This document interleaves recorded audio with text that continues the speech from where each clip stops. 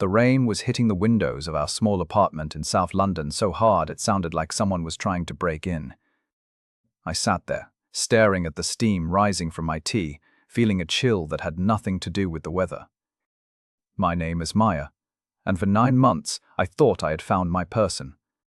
We had fought so hard to be together, overcoming different religious backgrounds and family expectations.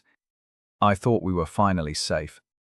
But looking back, the cracks were already there, hidden in the shadows of the city lights. It started with the little things. Those tiny stabs of doubt that you try to ignore because you do not want to be that girlfriend. I would see him scrolling through his phone late at night, the blue light casting strange shadows on his face. I noticed him liking questionable photos on Instagram, and when I mentioned it, he just brushed it off. I wanted to believe him. I wanted to believe that the man I loved was the man I saw in the morning. But trust is like glass. Once it gets a tiny hairline fracture, you start seeing the whole world through the cracks. Then there was the friend. He told me about her once, a woman from his church.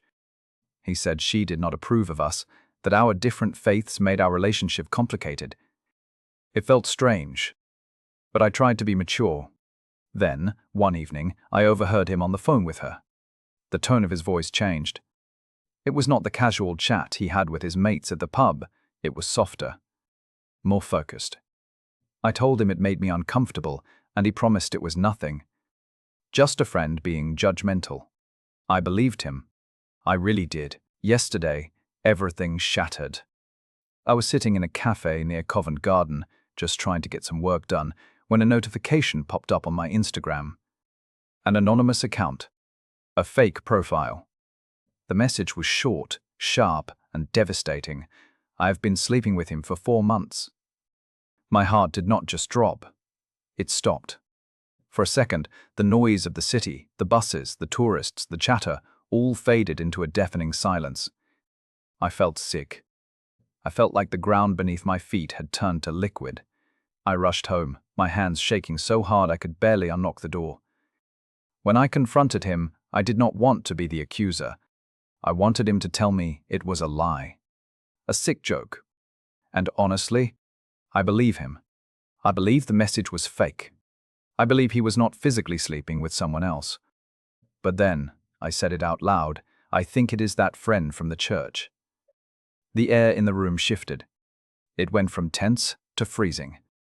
I asked him, right then and there, to show me their messages. I needed to see the truth, no matter how much it hurt. What I saw destroyed what was left of my peace. They were not just friends.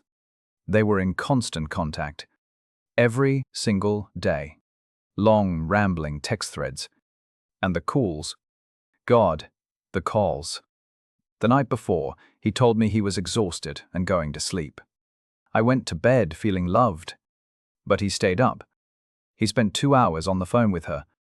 2 hours of his life that he claimed belonged to our future. But he was giving them to her.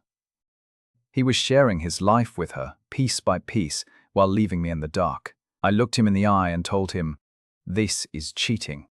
I could not find another word for it. He looked at me, almost confused, and said he did not see it that way. He said he had not been physical with her, so it was not cheating. But then, his voice dropped, and he admitted to the lies. He says, "I am the only woman he has ever truly loved, but if that is true, why does his love feel so lonely? Why does it feel like I am fighting for a seat at a table where he is already serving someone else? I feel like I am drowning in a city of millions.